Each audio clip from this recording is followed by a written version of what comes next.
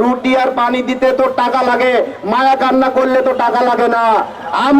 আমরা শুনেছি আমাদের উপরে মায়া কান্না করা হয়।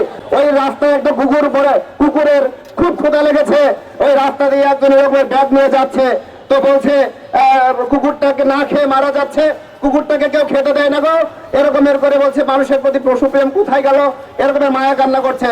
পাশ থেকে একজন বলছে ভাই আপনার ডাকে কি, বলছে রুটি আর পানি। তো বলছে মায়া কান্না না করে রুটি আর পানিটা যদি দিতেন তাহলে তো ওই কুকুরটার জীবন বেঁচে যেত।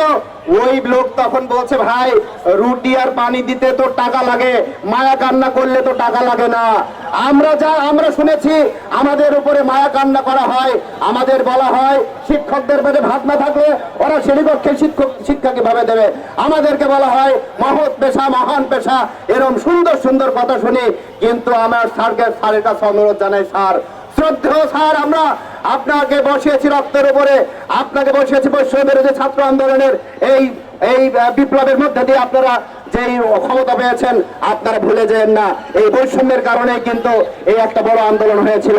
আজকে আমাদের শিক্ষক সমাজ জেগে উঠেছে। আপনি দেখেন এই শহীদ মিনার চত্বরে প্রান্তে প্রান্তে কানায় কানায় ভরে গেছে। আমরা সকলের কথা দিয়েছেন, আমরা আর একবার কথা দিচ্ছি, আমরা এই প্রান্তর ছেড়ে যাব না, সকলে হাত উঁচিয়ে দেখায় দেন। আমরা এই প্রান্তর ছেড়ে যাব না, সকলে হাত উঁচিয়ে দেখায় দেন। আমাদের দাবি পূরণ না হওয়া পর্যন্ত